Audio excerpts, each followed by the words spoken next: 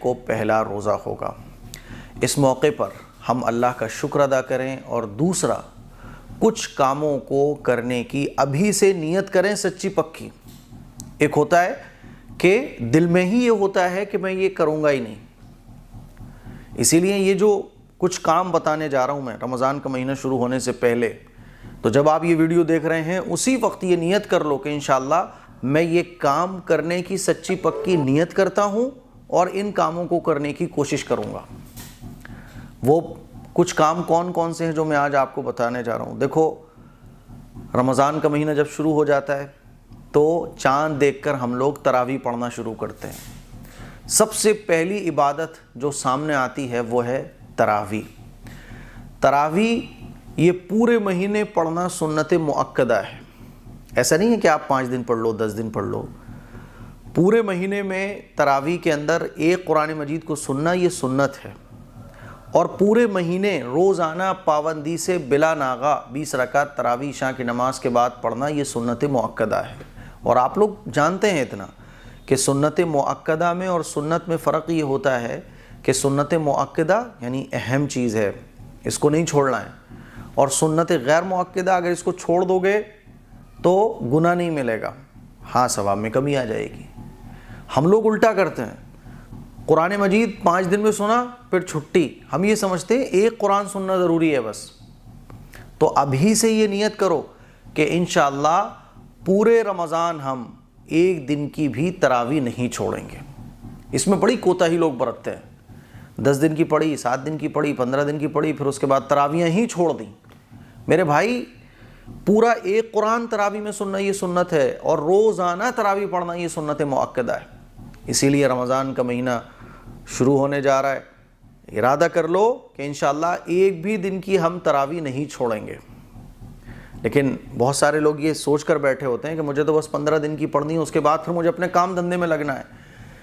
کام دھندے میں لگنا ہے، اللہ دے دے گا، اللہ تو غیب سے دے دے گا۔ جو آپ تراویح کو چھوڑ کے کما رہے ہو نا، تراویح پڑھ کر کماؤ گے، اللہ تعالیٰ اتنا جلدی آپ کو دے دے گا۔ جو کسٹمر آپ کے تراویح کے ٹائم میں آنے والے ہوں گے، تراویح پڑھو گے تو اللہ تعالیٰ کو خوش کرو گے، اللہ کے حکموں پر عمل کرو گے تو اللہ تعالیٰ بعد میں بھی وہ کام کروا دے گا۔ ارے بھائی، اللہ ہی تو ہے دلوں کو بدلنے والا۔ تو یہ جو مینٹلٹی ہمارے نوجوانوں کی، بھائیوں کی بنی رہتی ہے کہ تراویح بس 15 دن کی پڑھنی ہے، 10 دن کی پڑھنی ہے، اس کے بعد چھٹی صاحب میں نہیں پڑھوں گا، پہلے سے دل میں ہوتا ہے نا۔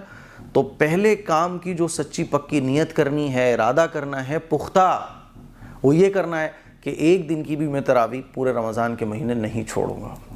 بات سمجھ آ رہی ہے؟ اور خواتین کو بھی تراویح پڑھنی ہوتی ہے، تو پہلا یہ ارادہ کر لو کہ انشاءاللہ تراویح مجھے پورے مہینے پڑھنی ہے بغیر ناغہ۔ بات سمجھ آ رہی ہے؟ دوسرا اہم کام وہ ہے روزے رکھنا۔ یہ سب سے اہم عبادت رمضان کے مبارک مہینے کی، بلکہ رمضان کو رمضان اس لیے ہی کہتے ہیں کیونکہ ہمیں اس میں روزے رکھنا ہوتے ہیں، ہے نا۔ رمضان کے مہینے کے روزے فرض ہیں۔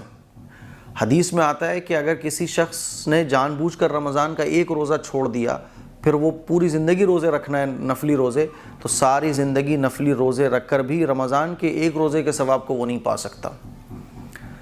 تو ارادہ دوسرا یہ کرنا ہے، سچی پکی نیت اور اللہ تعالیٰ سے دعا کہ ایک بھی روزہ ہم رمضان کا چھوڑیں گے نہیں۔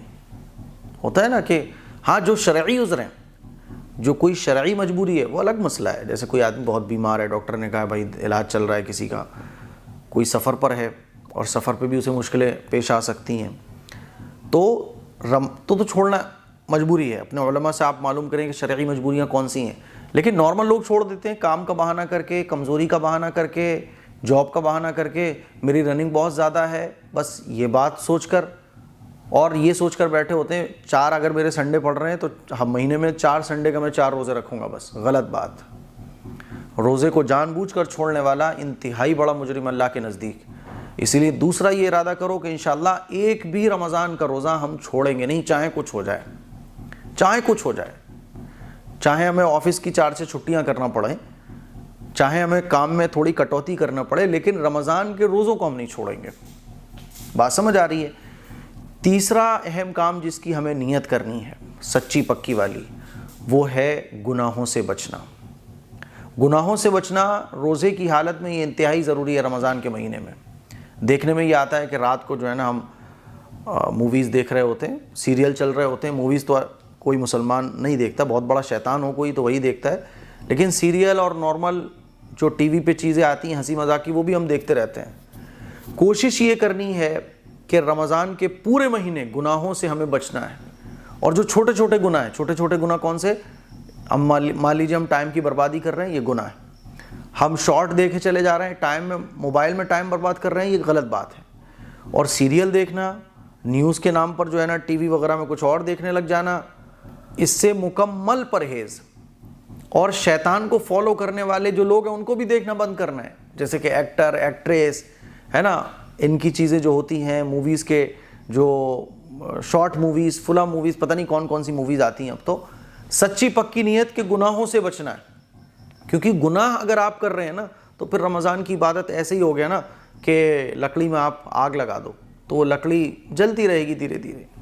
ٹنکی بھرو، نیچے نل کھول دو، اوپر سے ٹنکی بھرتے رہو تو ٹنکی خالی ہوتی رہے گی۔ اسی لیے تیسرا اہم کام گناہوں سے بچنا، کیونکہ گناہوں سے بچنا یہ موسٹ امپورٹنٹ ہے۔ جس طرح سے نیکیوں کا اجر اور ثواب رمضان کے مہینے میں بڑھ جاتا ہے، بالکل اسی طرح سے گناہوں کا وبال بھی رمضان کے مہینے میں بڑھ جاتا ہے۔ چوتھا اہم کام کہ کوئی بھی نیکی کا کام رمضان کے مہینے میں چھوڑنا نہیں ہے، کیونکہ اللہ تعالیٰ رمضان کے مہینے میں نیکیوں کا اجر اور ثواب بڑھا دیتا ہے۔